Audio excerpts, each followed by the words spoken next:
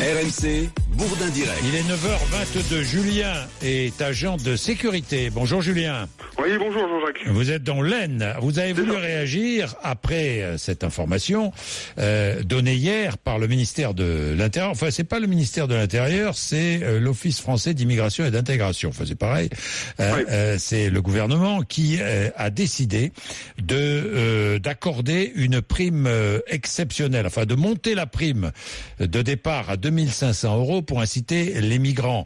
Je parle de ceux du démantèlement de la jungle de Calais à retourner dans leur pays jusqu'au 31 décembre. Que les choses soient claires. C'est pas une prime éternelle, c'est une prime. Bon, ça vous fait réagir, Julien?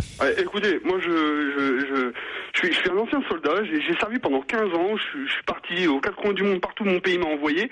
Je suis un nouveau civil. Ça fait pas longtemps que je suis revenu dans la vie civile. Oui. D'ailleurs, je vous remercie, Jean-Jacques, parce que j'essaie de vous écouter tous les matins et grâce à vous, je comprends un peu mieux ce pays parce que je me suis engagé très jeune, donc je connaissais pas tout. Je suis énervé, et encore, je crois qu'encore pire que l'énervement, c'est la honte. J'ai honte d'avoir servi ce pays. On paye les gens pour qu'ils respectent nos lois.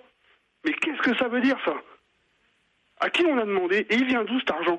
J'ai fait des petits comptes en vous attendant. 2500 € sur 10 000 migrants, ça fait 25 millions.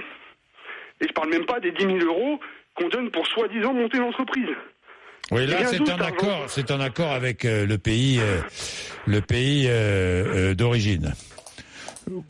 Enfin, j'arrive même pas à comprendre comment on peut avoir une idée comme ça, quoi.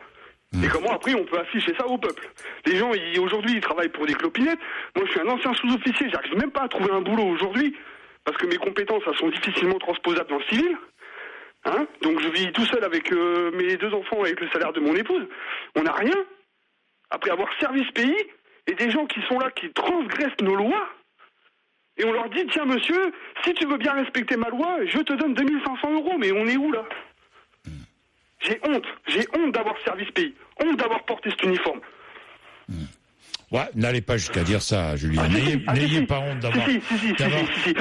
J'ai des camarades qui sont en train de se battre aux quatre coins du monde pour ce pays, ils sont même pas payés. Ils ont rien, j'ai des copains, ils ont tout perdu, leur maison et tout. Mais et des gens qui respectent pas nos lois. Comment ils ne sont pas payés, Julien? Oui, ils sont pas payés, oui, mais il y a des tas de choses que vous savez pas, Jean-Jacques. Vous savez, je pourrais vous en dire. Dites-nous, ils sont pas payés. Pourquoi? Soi-disant les problèmes de logiciels, je sais pas quoi là. C'est des conneries tout ça. C'est juste pour faire des économies. Et le seul corps de métier sur lequel on peut faire des économies, c'est l'armée, parce que c'est les seuls qui sont interdits de parler et qui savent pas ce qui se passe, parce que les mecs on les occupe en permanence. Je trouve ça scandaleux, je trouve ça honteux. J'ai honte de ce pays. J'ai honte. Là, vous voyez, je vais raccrocher avec vous après, Jean-Jacques, et je vais aller m'inscrire tout de suite au Front National. Et j'irai voter pour Marine Le Pen. Tous ces gens-là, il faut qu'ils dégagent. J'ai honte.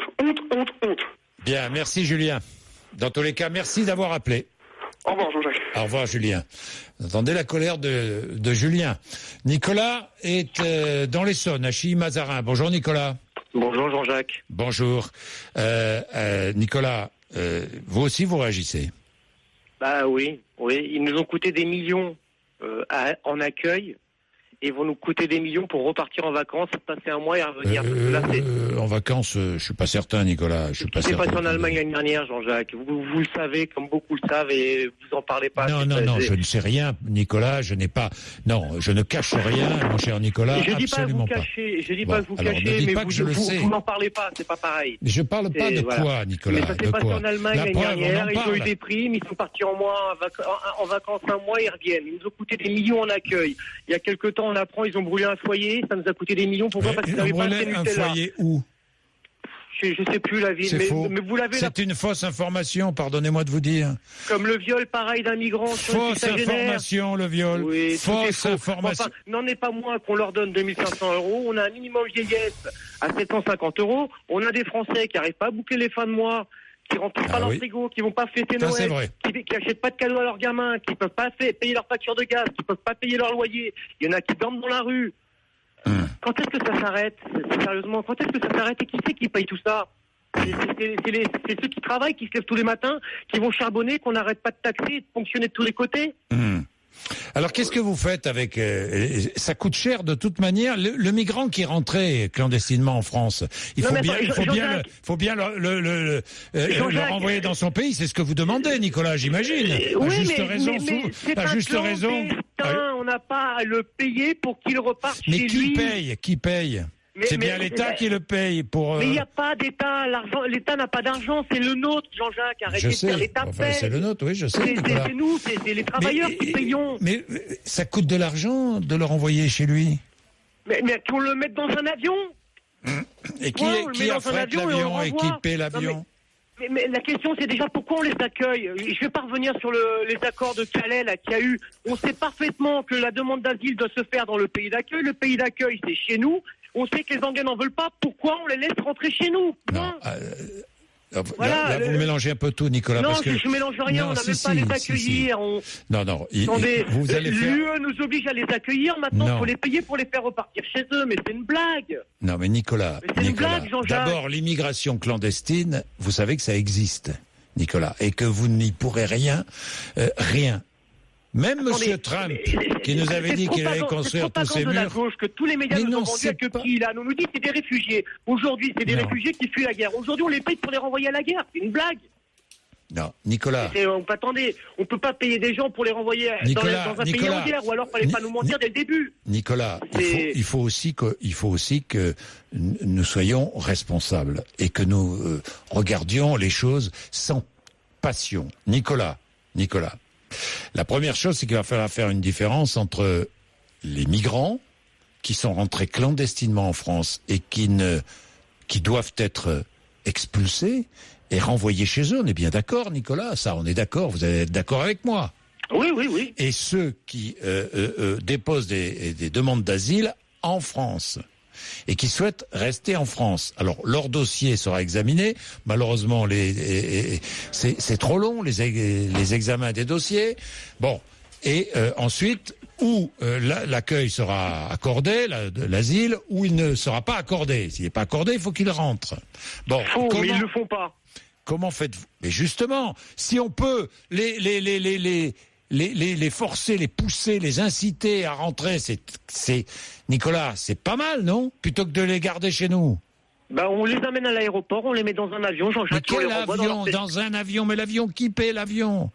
Mais je préfère payer un billet de 300 € que de leur donner 2500 €, Jean-Jacques. Et pour qu'ils reviennent et qui font les poubelles pour finir la fin de mois pour manger. Ce sont des accords passés avec les pays d'où sont originaires tous ces réfugiés. Donc on sait d'où ils viennent. Ça permet, bien sûr, souvent, notamment d'Afghanistan, Nicolas, pays dans lequel nous sommes allés combattre, vous le savez, Nicolas? Je vous écoute. Oui, notamment d'Afghanistan. Et qu'est-ce qu'on fait avec eux? On essaie de faire en sorte qu'ils restent en Afghanistan. Ça vous paraît pas plus intelligent? Et moi, je vous demande, qu'est-ce qu'on fait avec les Ivoiriens, comme a dit, comment s'appelle, Madame Morano? Pourquoi on va les payer eux pour qu'ils rentrent chez eux? On essaie de passer là, vous avez raison, Nicolas, on essaie de passer des accords. Avec la Côte d'Ivoire, avec ces pays-là, on essaie de trouver des solutions. On les met dans un avion, on les renvoie chez eux. Ils reviendront, mon cher Nicolas. Si on les laisse rentrer, on va les chercher en pleine mer Méditerranée. On va les chercher. Vous les laissez crever en Méditerranée? Vous laissez mourir, se noyer? Je vous pose la question, Nicolas. À une époque, on parlait d'un appel d'air qui était fait à ces gens-là. Mais vous imaginez l'appel d'air qui va être fait aujourd'hui? Mais ça va s'arrêter quand? Nicolas, jusqu'au 31 décembre, oui, c'est ce qu'on nous dit, jusqu'au 31 décembre. J'attends de voir, oui. La réalité, non. Pour l'instant, c'est juste écrit sur un bout de papier. Nicolas, c'est un sujet extrêmement difficile.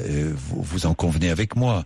Donc, il faut trouver des solutions. Moi, je vois la qualité de vie. Je vois la qualité de vie de tous les Français qui se dégradent. Mais vous avez raison, là. On dépense des millions pour les migrants et on va encore en dépenser pour qu'ils partent un mois en vacances et qu'ils reviennent. Vous allez voir. On se rappellera d'ici là, vous allez voir.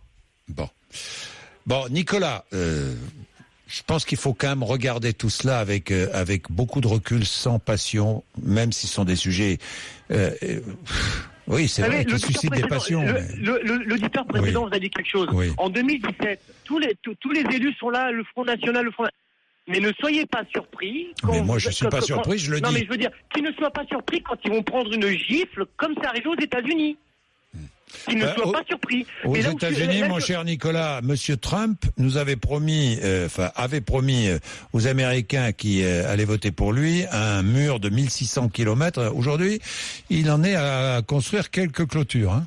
Oui, mais enfin, attendez. Pardon, c'est Nicolas, pareil, juste là-dessus, je vais vous mettre la parenthèse. C'est pareil, vous avez dit Trump, c'est scandaleux. Moi, si vous me trouvez quelqu'un qui est capable de rendre nos frontières étanches, ben vous êtes fort. Hein. Trump ne voulait rien construire, voulait juste prolonger un mur que même Obama a prolongé pendant son mandat. Mais ça, c'est pareil, c'est un détail que les médias n'en parlaient pas. Mais enfin, je ferme la parenthèse sur ce sujet-là.